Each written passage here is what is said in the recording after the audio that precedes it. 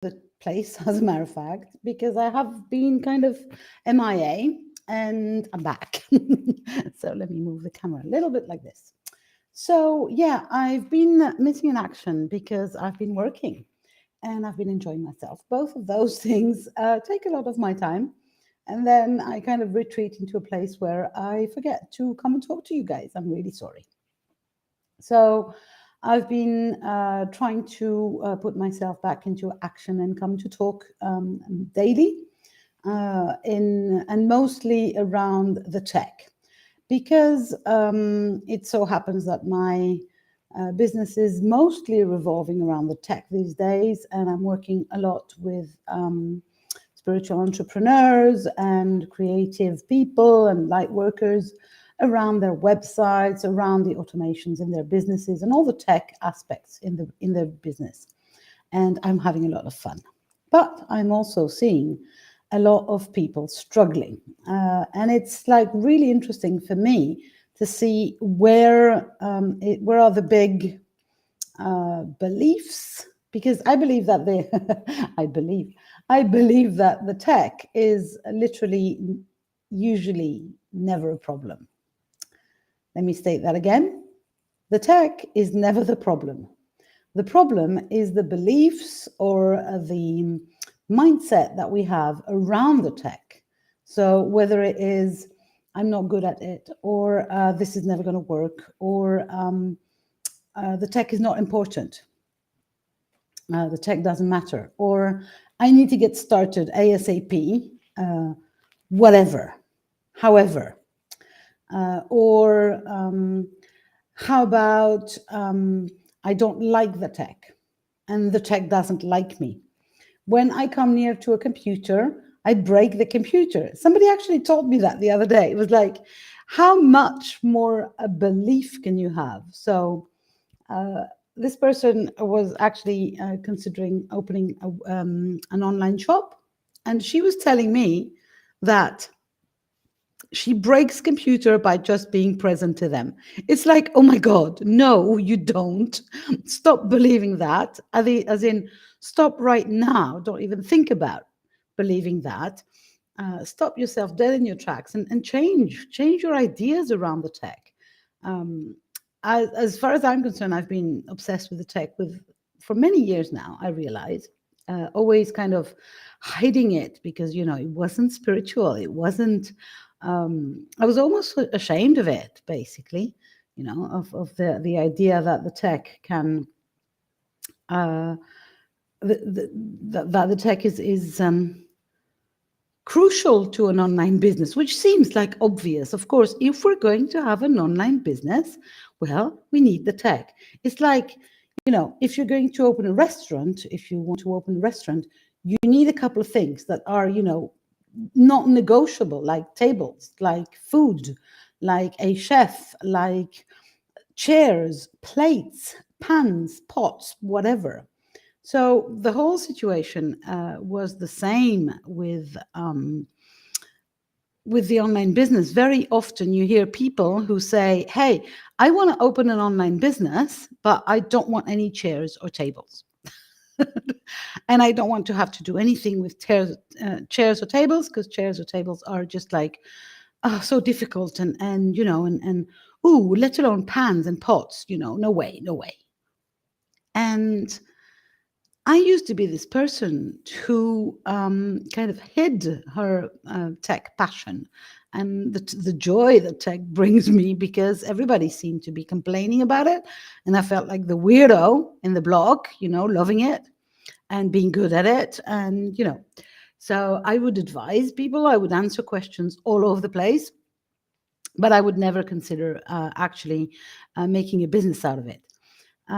What is really, really troubling me these days, now that I actually pay more attention to the relationship of most spiritual entrepreneurs with the tech, the online ones, right? The online spiritual entrepreneurs. If you're having an offline business and you're happy, don't even listen to me, basically, because I'm not your person. I help Online entrepreneurs find solutions to the tech resistance or to the tech difficulties that they might experience. So now the main thing that I see these days is the belief that you can do without the tech, so which is like literally hilarious, as I was explaining with my restaurant analogy. And the second thing is, it doesn't matter. Let me just get started. And this is driving me cuckoo nuts because let me just get started means, if I go on with my restaurant analogy, let me just get started. I'll only start with the free things, right? The easy free things that I can master. So we'll have no food because food I would need to pay for. So we'll just serve water, right? So but we won't have glasses because glasses we need to buy. So we'll just serve it straight on the table. And it's like, Or I'll just ask for anyone to donate me some glasses. So I'll have 25 different glasses and that'll make do, right? And the chairs will be also donated, hopefully, or I found them in some bin or somewhere. And so we'll have whatever.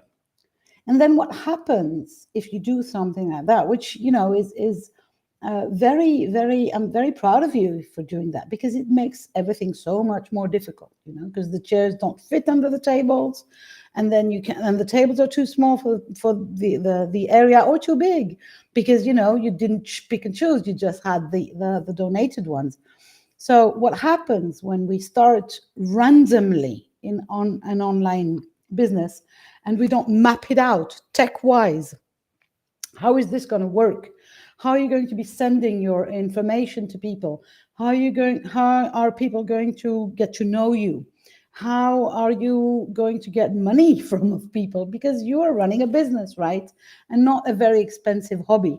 So if you just start randomly and you don't take the time to map it out first and to really consider everything, and go for, I'll get started, what I can guarantee for you is that in 6 months, one of two things will happen.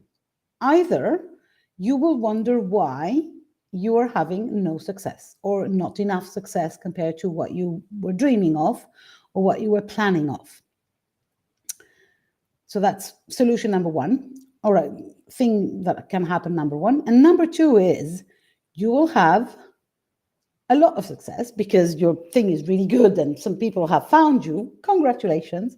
And you will have so much work with everything that is not automated, that is not organized, and you will have to basically start from scratch all over again. Or you will spend so much time, so much energy, and so much work fixing up things like your boat is literally going underwater because it's got so many holes, and instead of going ashore and fixing all the holes at once, you will try to be fixing one there and then running to the other end of the boat, and that is what happens, what I see with so many entrepreneurs. And they come to me and say, hey, can you fix this hole? And I say, yeah, we can fix that hole. It's going to take that time, so might take that money as well to fix the hole. But maybe we should just consider, either putting the boat ashore and making a plan for all the holes, or maybe even just changing boats. So my recommendation is start by thinking.